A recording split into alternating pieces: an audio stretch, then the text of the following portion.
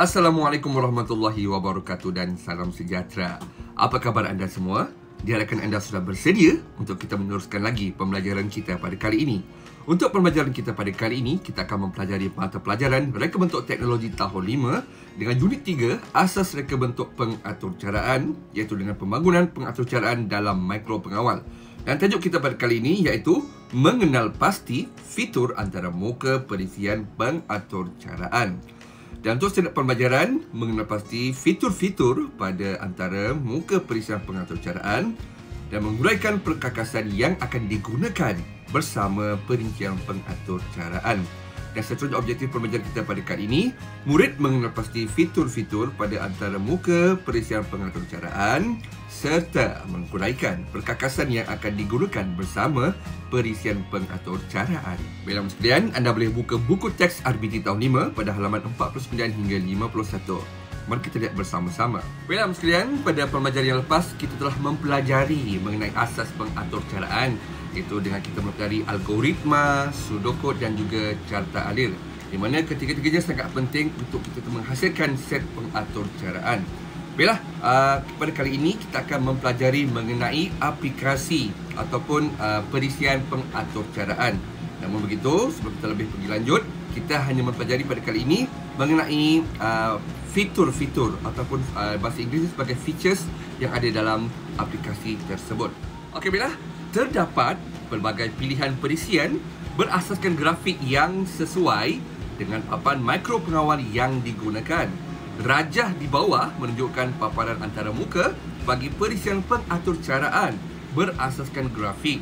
Antara muka perisian ini juga hampir sama dengan perisian Scratch yang telah dipelajari pada tahun 4. Dan perisian yang digunakan dalam menghasilkan pengaturcaraan iaitu kita menggunakan aplikasi Microbit. Baik, mari kita lihat bersama-sama pada rajah yang berikut, iaitu terdapat 6 perkara, iaitu Sprite, Device, Device Library, Upload, Block Palette dan juga Script Area. Dan Sprite ini fungsinya iaitu imej grafik secara simulasi yang melakukan arahan yang diatur cara. Yang manakala Device pula sebagai pemilihan pelbagai papan mikro pengawal untuk digunakan. Untuk Device Library, iaitu koleksi papan mikro pengawal, manakala Upload pula memuat naik atur cara yang telah dibina ke dalam papan mikro pengawal. Block Palette pula mengandungi kategori blok dan Script Area pula kawasan yang digunakan untuk menempatkan blok atur cara bagi membentuk pengaturcaraan yang lengkap. Baik, mari kita lihat mengenai kategori umum blok asas aplikasi perisian berasaskan grafik adalah seperti yang berikut. Baik, kategori blok terdapat pada 4, iaitu Control, Events, Pin dan juga Operator. Baik, dari segi control pula iaitu menyenaraikan asas struktur kawalan jujukan, pilihan dan ulangan. Manakala Events pula menyenaraikan perbuatan seperti mula, goncang atau tekan Swiss mengikut jenis papan mikro pengawal yang digunakan. Manakala Pin pula iaitu menyenaraikan kawalan pada pin papan mikro pengawal untuk melakukan sesuatu arahan. Dan akhir sekali Operators mengandungi arahan operasi matematik dan gate logic seperti AND, OR dan NOT. Okay, seperti yang telah kita pelajari sebelum ini. Okey, baik, seterusnya contoh lain paparan antara muka perisian pengaturcaraan berasaskan grafik atau blok ada seperti dalam rajah di bawah. Okey, baik, anda dapat di sini ini merupakan papan muka bagi aplikasi Microbit. Baik, di sini terdapat 4 perkara utama, iaitu Simulation Area, Download, Block Palette dan juga Script Area. Iaitu Simulation Area berfungsi sebagai untuk menguji atur cara tanpa penyambungan perkakasan. Maksudnya di sini kita boleh melihat simulasi dalam bentuk grafik tanpa perlukan perkakasan. Dan seterusnya dari segi download, iaitu dengan cara memuat turun atur cara yang telah dibina ke dalam papan mikro pengawal. Setelah kita menyusun atur cara, kita boleh muat turun ke dalam mikro pengawal. Dan seterusnya block palette, iaitu atur cara yang disusun dalam bentuk blok.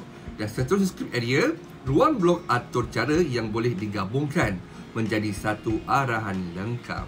Baiklah sekalian, jika anda hanya melihat sahaja pada video ini, anda mungkin kurang memahami apa yang telah saya sampaikan.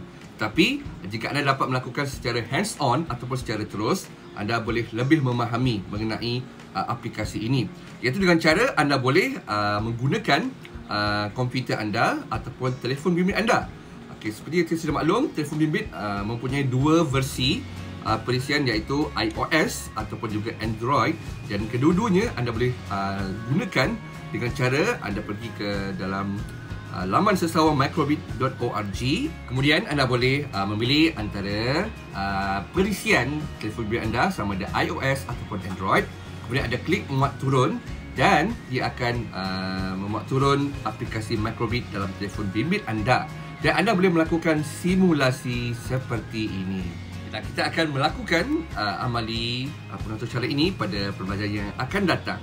Baik, seterusnya mari kita bersama-sama melihat mengenai perkakasan untuk perisian pengatur caraan.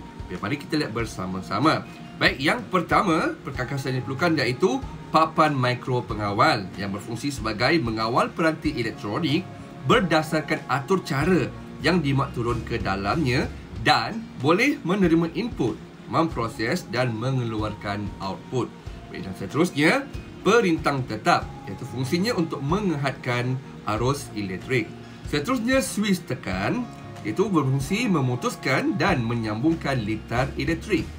Seterusnya pembas, iaitu fungsinya mengeluarkan isyarat dalam bentuk bunyi. Seterusnya motor servo, membuat gerakan bersudut sehingga 360 darjah. Dan seterusnya LED, dengan fungsinya mengeluarkan isyarat dalam bentuk cahaya. Yang manakala papan reka pula berfungsi membuat sambungan litar dan komponen elektronik. Seterusnya wire dan juga klip wire, yang ini berfungsi untuk menyambungkan litar dari papan mikro pengawal ke perkakasan lain. Dan akhir sekali kabel USB, iaitu dengan berfungsi memuat turun atur cara ke papan mikro pengawal. Baiklah teman-teman sekalian, saya yakin dan percaya anda telah memahami mengenai pelajaran kita pada kali ini, iaitu mengenai asas fitur-fitur perisian pengatur caraan dan juga perkakasan untuk perisian pengatur caraan. Baik, untuk itu mari kita bersama-sama membuat sedikit latihan ini.